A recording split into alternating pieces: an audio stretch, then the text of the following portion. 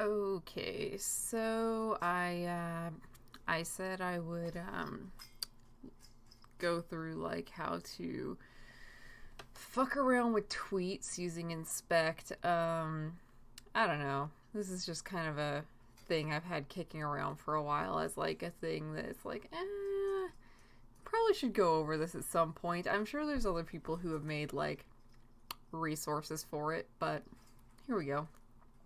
So in Chrome, you're gonna go to inspect, and this is literally how you can change fucking anything. Um, it's kind of crazy. But this is how you fake screenshots, and like at the end of the day, I don't know.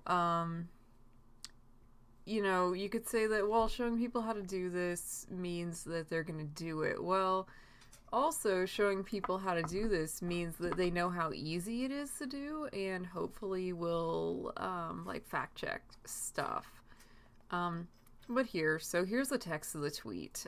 This is so easy too. It's like, here, let me close this again. You literally right click in the area that you want to like be in, and it's like clever enough. It'll open you up right there.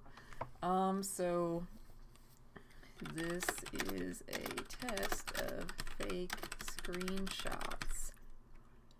You just hit enter on that and it changes the text like that easy. Let me shrink this down a little bit. Because my monitors are actually kind of small here at home. This is actually a lot easier on like my work computer, and so yeah, I can take a screenshot of this and now it says this is a test of fake screenshots. Or Donald Trump is a really swell guy. Which, like, that's not really something I would ever say. But, if you're trying to discredit someone, you can do that. And you can take, like, a completely valid looking screenshot of it. It's like, if I come over here and just do a screen capture like that, there it is. You have the address, you have, like, this looks very real. It's, like, super convincing. And it's like, is what it is. So, that being said, it's like, so how can you, and shit, I mean, like, here, let's close out of that, and let me inspect the like button and stuff. So it's like, where is the little, oh, here we go. You're gonna add it, you can edit how many likes something has, just like 12. Okay, now that tweet has 12 likes. And again here, so it's like, okay, so these numbers don't match. Well, as it happens, we can make a match. Like so. Does that count? 12? And 5. Make that 12 likes. I think that'll do it. Oh, I'm not going far enough down. Need here. And so it's like you can tool around with this, And so it's like now those match, so it looks even more authentic. And so of course you can do that with this. You can do that with this.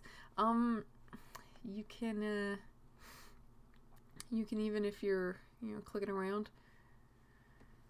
Let's see, where's my name in here? Because I can go in here. I'm no longer a terrifying werewolf. Now I am your mom. And, it updates it in real time.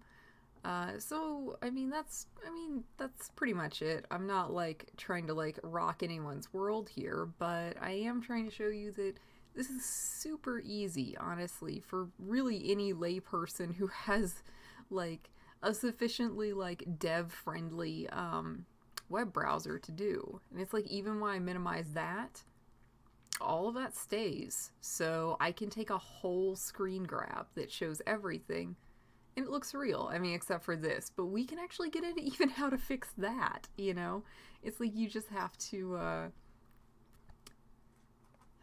fuck around. So here's how, though, we would go ahead and validate this.